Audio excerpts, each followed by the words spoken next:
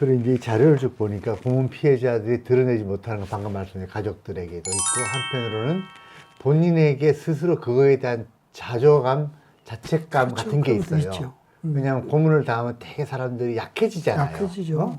굴복하거나 또는 뭐 누구 말대로 친구의 뭔가를 억지 강제에 의해서 불어서 뭐 드러냈거나 또는 뭐 본인의 의지와 상관없이 신체적 고통에 있기 때문에 굴복했거나 거짓말을 했거나 이런 자책들이 있기 때문에 어쩌면 부끄러워하기도 하고 막 그런 것들 인식을 심어준 거죠. 그리고 또 예를 들어서 고문하면서 아까도 얘기되어졌던 것처럼 사실은 뭐 그런 고문을 자행했던 사람들이 자기의 이 일들을 정당화하거나 숨기기 위해서 사실은 늘 각서를 쓰도록 만들거든요. 예. 그 각서는 안 쓰면 고문으로부터 피할 수가 없는 거고 결국은 강제적으로 각서를 이제 쓰게 되는데 그렇죠. 그 각서를 예를 들어서 밖에 나가서 누설하거나 또 그 상황들에 대해서 그대로 얘기하게 되면 그것에 대한 책임은 고스란히 또다시 이중 삼중으로 예. 두 번, 세 번에 걸쳐서 본인에게 그런 이제 고문이 그렇죠. 재현된다고 하는 두려움이 두려움, 있죠. 그럼 예. 트라우마가 예. 평생 동안 따라다니는 거기 때문에 예, 예. 또 그러고 그런 상황이 뭐 그때로 끝나는 것이 아니라 이제 피해자들은 상황이 바뀌어서 결혼도 하고 가정도 이루고 또 어떤 사회적인 일도 하는데 그런 일들에 또 그것이 연루가 되어서 그렇죠. 또 다른 문제로 확산되어지는 것에 대한 두려움이나 죄스러움 예. 또 그런 것들로 인해서 또 다른 사람에게 누가 될 수 있는 부분들을 사실은 확산시키지 않게 해서 스스로 그런 것들을 감추거나 그렇죠. 가슴 속에 묻고 지내는 경우들이 있기 때문에 예. 이런 고문이라든지 국가 폭력은 사실은 사회에 노출되기가 굉장히 힘든 맞습니다. 구조를 가지고 있다. 예. 그리고 뭐 또 가해자들은 그것에 대한 자기들의 당위성이나 이런 것들을 국가의 뭐 안위라든지 그렇죠. 아니면 어떤 뭐 그때 당시의 상황이라든지 예, 또 이런 것들로 계속 왜곡하고 여론화하고 또 가지고 있는 힘을 통해서 언론이라든지 아니면 예, 권력자들과 함께 그런 것들을 만들어가기 때문에 참 그런 것을 개인적으로나 소수의 집단이 대항하기라고 하는 것은 너무나 어렵기 때문에 고문은 어떤 의미에서 끊임없이 양산이 되지만 또 계속되어지지만 그런 것들을 발굴해내고 그런 상황들을 사실은 이렇게 양성화한달까 이런 것들이 굉장히 힘든 예. 이런 과정이 있지 않나 이런 생각이 드네요. 수사 받으면 되게 나올 때 보안각서를 쓰죠. 그렇죠. 예, 그렇죠. 발설하지 않는다. 그에 따른 발설하면 뭐 책임을 져야 된다. 그렇죠. 이런 걸 쓰고 나오니까 그에 대한 두려움이 기억이 남죠. 그렇죠. 그리고 그것이 또 재차 재현될까.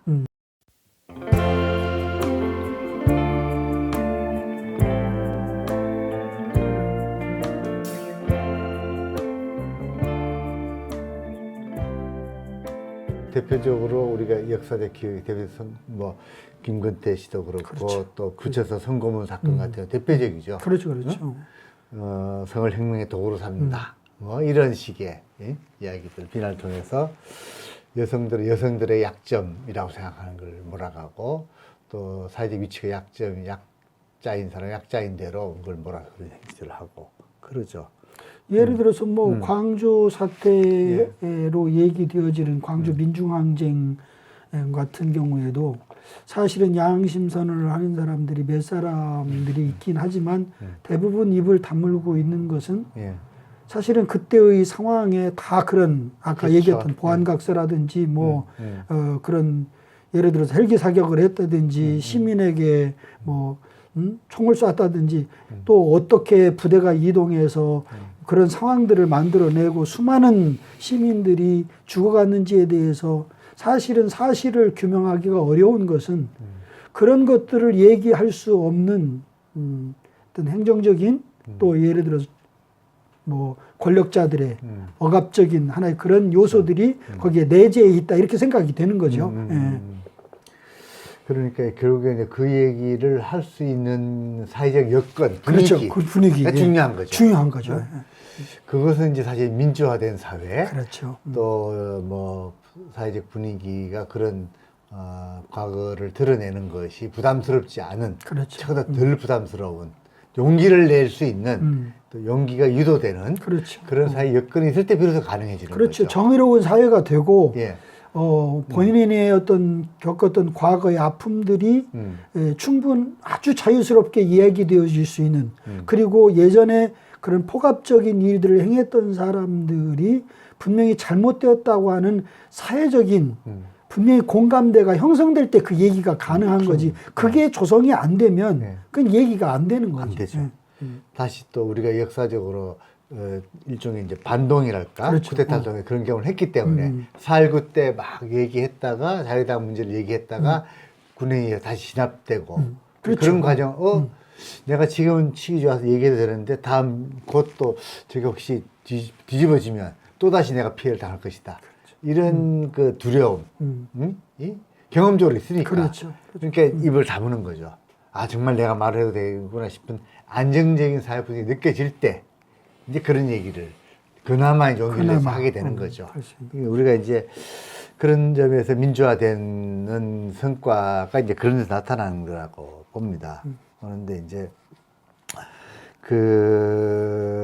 과연 이게 이제 우리로서는 역사의 과정에서 수많은 폭압과 또 그에 맞서는 또 나름대로 크든 작든 꾸준한 저항이 있잖아요. 그렇죠. 용기를 가진 사람들에 의해서 또 불가피하게 억압을 당했지만은 또 다시 인간의 존엄 생각해서 얘기하고 또 사회분이 말이죠. 그런 것들이 전 그래도 민주화 운동이다, 또는 인권 운동이다, 또는 뭐 정상적인 사회를 만드는 과정이다 이렇게 표현했기 때문에 한국은 이제 그나마 그런 식으로 이겨낸 거죠. 그렇죠. 근데 이제 다시 또 그런 사회가 올까 하는 우려도 사라지지 않았다라는 걸 사라지지 이번에 않은 또 거죠, 지금도. 깨닫는 사실은. 거죠. 예.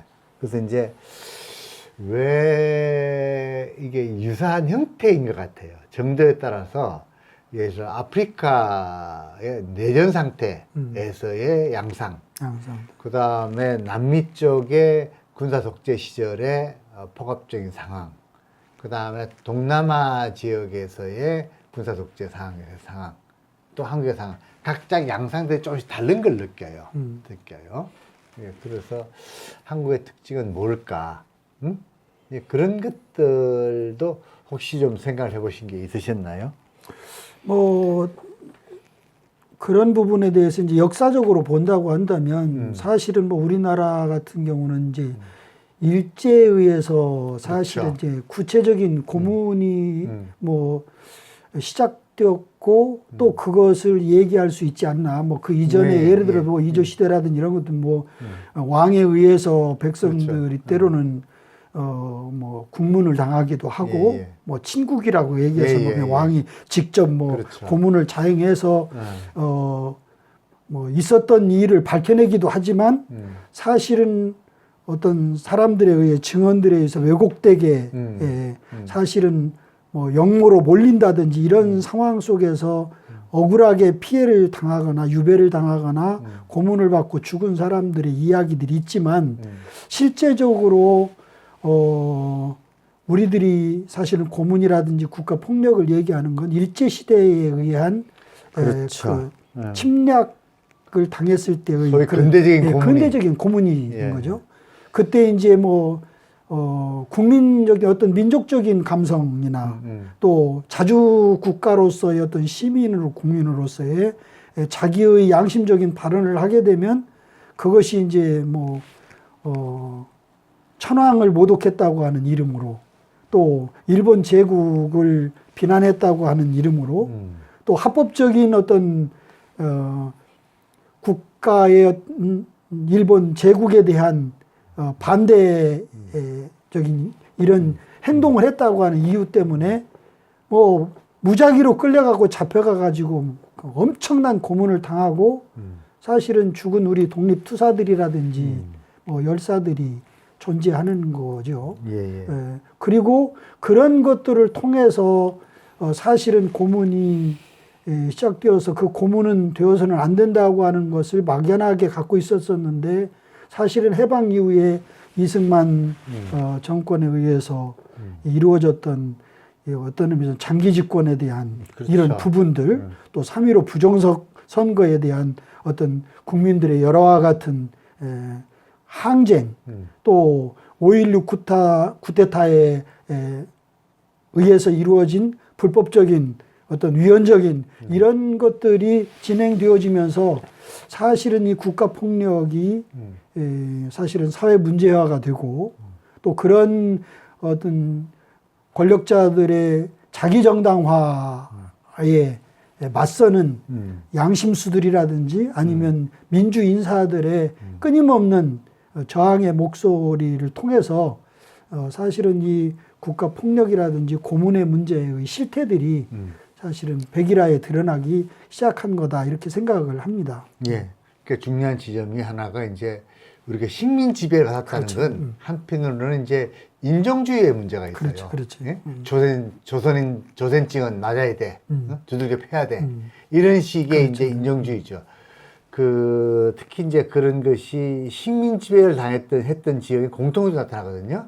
뭐 유럽인들이 아프리카에 대해서, 그다음에 남미 쪽에 초기에 그 유럽의 식민주의자들이 가서 제국주의자들이 가서 했던 일들. 그러니까 결국 이제 조선증, 뭐 중국은 떼놈들은 어떻게 해야 돼? 이런 식의 인종차별주의. 여기 이제 요즘 표현은 인종차별주의죠. 네? 이 근대 고문의 인종차별주의적 역사가 굉장히 뿌리 깊게 있고. 그 다음에 한편으로 우리에게 이제 군사주의, 군사주의가 이제 우리에게 그 획일적인 지배를 강요하고 그리고 그게 복종하지 않으면 처벌하고 그 형태로 고문하고 폭력을 주식적으로 행사하는 것. 그런 근대와 현대에서의 특징은 바로 그런 크게 보면 그런 게 있다라는 생각이죠. 그러니까 예. 여하튼 어쨌든 이 고문과 국가 폭력이라고 하는 것은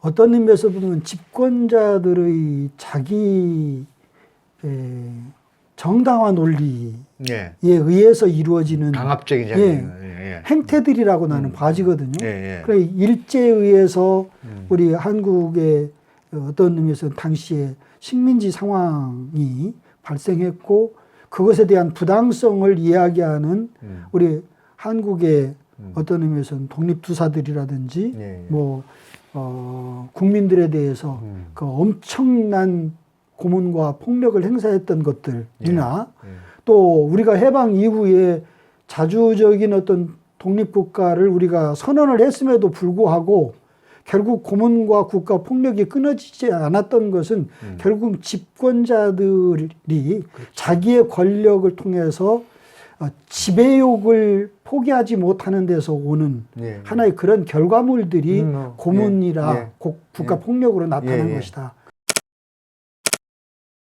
그러니까 구체적으로 예를 들어서 이제 우리 시대의 고문의 양상이 이제 전 국민들에게 주는 공포감이 있거든요. 그렇죠. 야 조심해. 끌려가면 너만 너만 작살이나, 넌 손해가 나, 넌 죽어, 우리 집안 몰살당해, 뭐 이런 식의 공포감을 주는 거죠. 그 뭐 4.3이든지 제주에 그런 포갑, 그 다음에 그 여순 사건, 뭐 5.18 이런 때까지 다 그런 전 국민적에게 시범적으로 이제 그런 국가 폭력을 행사함으로써 다른 국민을 침묵하게 또 복종하게 만드는 그런 효과를 노리는 거죠. 그렇죠. 그래서 그 부망쟁 때도 그러했고, 결국 이제 그런 것들이 결국에 통치자들에 의해서 정당성을 스스로 갖지 못하니까 이제 그걸 물리적 힘을 통해서 그렇죠. 정당성을 확보하려고 하는 것. 이제 그런 것들이 심했고,